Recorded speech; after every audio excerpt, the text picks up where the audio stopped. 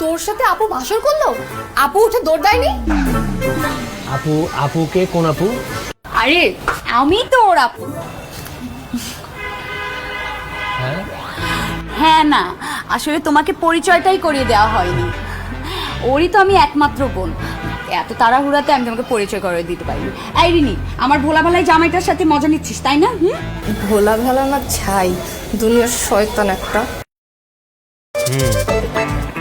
ঠিক আছে, আমি এটা দেখতেছি, একটু ফ্রি হই। এই নিন আপনার চা। আচ্ছা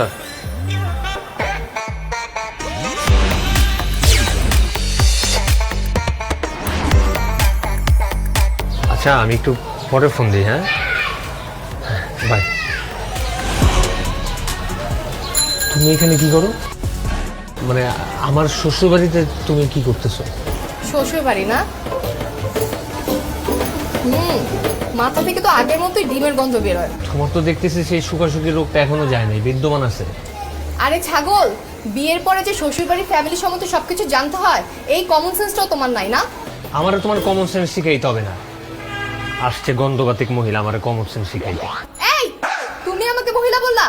তুমি নিজে কি? হ্যাঁ, বেটার বাপ। আমি তো ভালো, আমি তো বেটার বাপ, আর তুমি তো বেটার নানি। আবুল্লাহ বলদ কোথায়? এই কে বলো? হ্যাঁ, তুই নিজে বলো। আর কথার ছিল তো দেখছি আগে থেকে ডেভেলপ হয়েছে। এটা তো খুবই স্বাভাবিক, কারণ তোমার মতো মহিলাদের সাথে চলো তো বন্ধ করে দিচ্ছে অনেক আগেই, ডেভেলপ তো হবেই।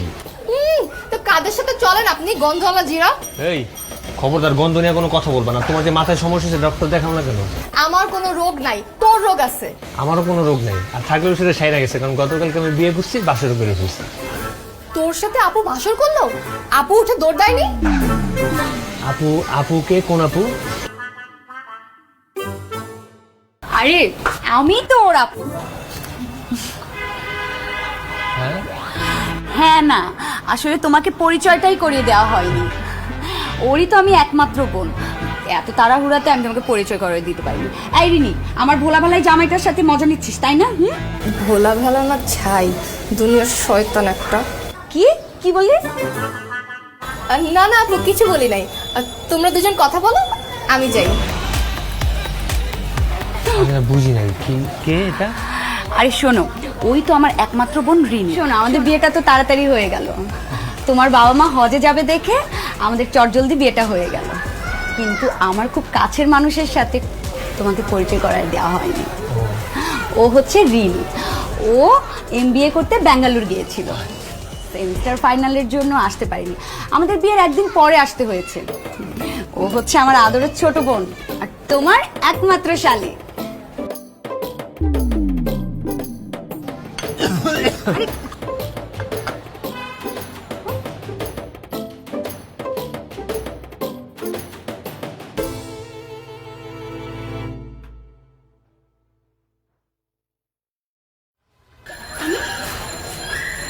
আমার না, আমি বিয়ে করে ফেলছি। হ্যাঁ, আমার না তোমার জড়া ধরতে ইচ্ছে করতেছে। আমরা বিয়ে করে ফেলেছি, নতুন বউ আমি, তো আমরা জড়াই তো তুমি ধরতেই পারো। সেটাই তো, মানে বউ তো কোনো সময় জড়া ধরিনি, গার্লফ্রেন্ড জড়া ধরছে অনেক। কি? কিছু না, আসো। কি কপাল আমার! হ্যাঁ মানে মানে শালি, মানে একটা বউ, আমার একটা শালিও পাইছি। হ্যাঁ ঘুমাই গেল নাকি? না, কিছু এরকম।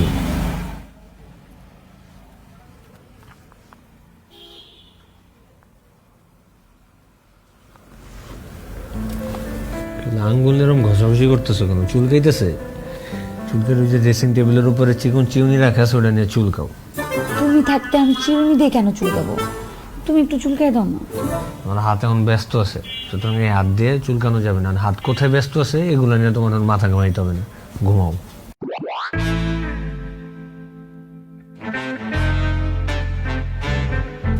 আবার কি শুরু করলা?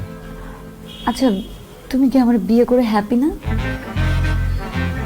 কিন্তু নিজ থেকেই তোমার বিয়ে করছি, ব্যাপারটা তো এমন না যে কেউ আমার জোর করে তোমার বিয়ে করতে বাধ্য করছে।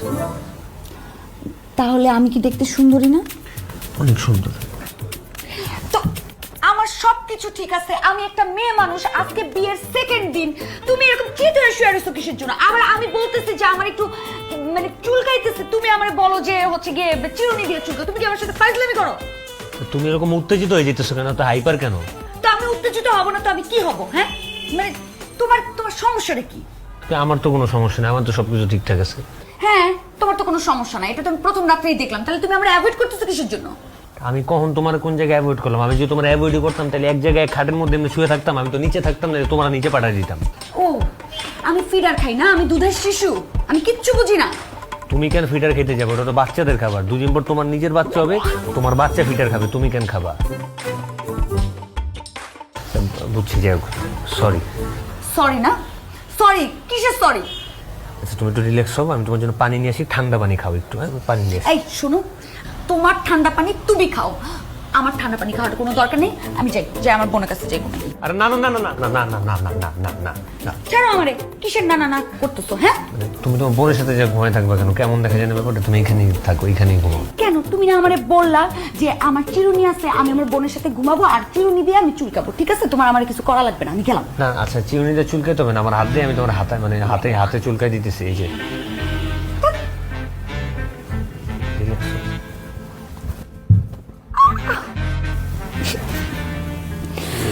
এই তো নতুন নতুন বিয়ে হইছে, জামাইয়ের সাথে এরকম বাজে আচরণ করবা, আল্লাহর তরফ থেকে এরকম কুফা নামবে। তুমি একটা কথা বলবা না কিন্তু। আবার ঘষাঘষি করতেছো কেন?